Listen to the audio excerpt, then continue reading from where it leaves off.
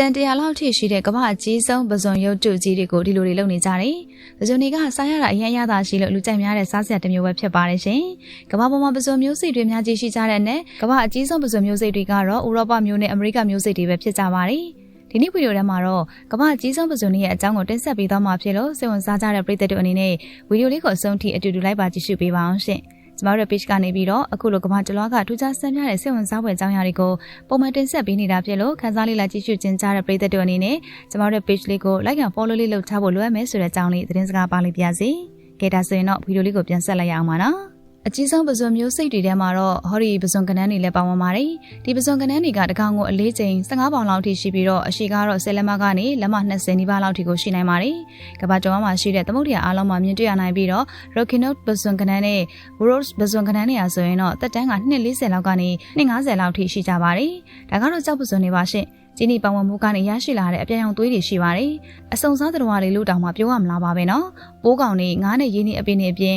လူတို့အယောက်ပေါင်နေတဲ့တောရိုင်းဒေသတွေမှာဆိုရင်တော့လူသားကိုယ်တော်စားကြတယ်လို့တချို့ကဆိုပါတယ်။လူသားစားအထူးသဖြင့်တော့မြောက်အမေရိကတိုက်မှာနေထိုင်ကျက်စားကြတဲ့ပဇွန်မျိုးစိတ်တွေကိုဆိုလိုကြတာပဲဖြစ်ပါတယ်။ဒါပေမဲ့အတ္တလန္တာသမုဒ္ဒရာမြောက်ဘက်ပိုင်းမှာလည်းဒီပဇွန်တွေကိုတွေ့မြင်ရလေရှိတတ်ပါတယ်။အခုဆိုရင်ပဇွန်စားသုံးမှုတစ်စတဲ့တစ်စများပြားလာခြင်းကြောင့်ပဇွန်တွေကိုတဘာဝအတိုင်းဖန်ဆီးတာတွေပြင်မွေးမြူရေးတွေနဲ့ပါစီးပွားဖြစ်လောက်ကင်လာကြပါတယ်။ကမ္ဘာအကြီးဆုံးပဇွန်ကြီးတွေအပါအဝင်ပဇွန်တွေကိုဖန်ဆီးရောင်းချခြင်းကနှစ်စဉ်အမေရိကန်ဒေါ်လာ450ပိုးလောက်ထိတောင်တန်ဖိုးရှိတယ်လို့သိရပါတယ်။ကမ္ဘာအကြီးဆုံးပဇွန်တွေကိုတွေ့ရှိနိုင်တဲ့ဒေသတွေကကမ္ဘာပေါ်မှာတစ်ခုတည်းသာရှိပါတယ်။ Nova Scotia ပဲဖြစ်ပါတယ်ရှင်။ Nova Scotia ကိုကမ္ဘာအကြီးဆုံးပဇွန်မျိုးတော်လို့တောင်မှခေါ်ဆိုကြပါတယ်။ အမေရိကန်ပဇွန်မျိုးစိတ်တွေကလည်းကမ္ဘာအကြီးဆုံးပဇွန်မျိုးစိတ်တွေထဲမှာပါဝင်ပါတယ်။ကယ်လီဖိုးနီးယားပြည်နယ်ကပစိဖိတ်သမုဒ္ဒရာရဲ့ကမ်းလွန်ပင်လယ်ပြင်မှာအရန်ကိုပေါ်များပါတယ်။ဒါ့အပြင်ကမ္ဘာအကြီးဆုံးပဇွန်တွေကို UK ကမ်းလွန်ပင်လယ်ပြင်မှာလည်းအများအပြားတွေ့ရှိပါတယ်။နော်ဝေနဲ့မြောက်အမေရိကတိုက်နောက်ပြီးတော့အာဖရိကတိုက်မြောက်ပိုင်းတို့မှာလည်းကမ္ဘာအကြီးဆုံးပဇွန်တွေကိုတွေ့မြင်ရနိုင်ပါတယ်။ကမ္ဘာတလွှားကပဇွန်သားပေါက်တွေရောင်းဝယ်ဖောက်ကားမှုမှာ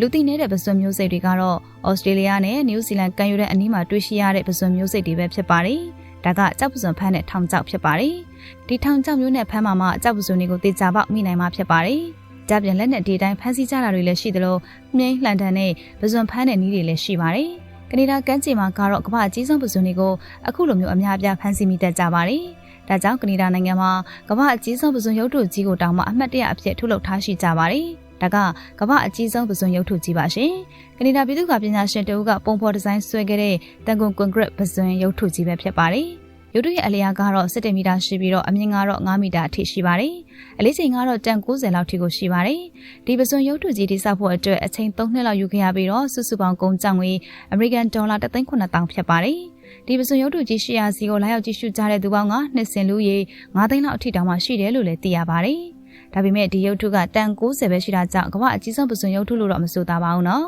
။ဘာလို့လဲဆိုတော့နောက်ပိုင်းမှာတန်100လောက်အလေးချိန်ရှိတဲ့AMAပဇွန်ရုပ်တုကြီးကိုဩစတြေးလျနိုင်ငံတောင်ပိုင်းက Kingston မှာတိစောက်ခဲ့ကြလို့ပါပဲရှင်။ပဇွန်တွေကအရသာရှိတဲ့အစားအစာတစ်မျိုးဖြစ်တာကြောင့်ပဇွန်ဈေးကွက်ကကမ္ဘာအကြီးဆုံးသောစီးပွားရေးလုပ်ငန်းကြီးတစ်ခုအဖြစ်ဆက်လက်တည်ရှိနေဆဲဖြစ်သလိုကာလအတန်ကြာဆက်လက်ရပ်တည်နေအောင်မဲဆိုတာကတော့အသေးချာပဲဖြစ်ပါတော့တယ်ရှင်။ဗီဒီယိုလေးကိုအဆုံးထိကြည့်ပေးကြတဲ့ပရိသတ်တယောက်ချင်းစီတိုင်းကိုကျေးဇူးအထူးပဲတင်ရှိပါတယ်ရှင်။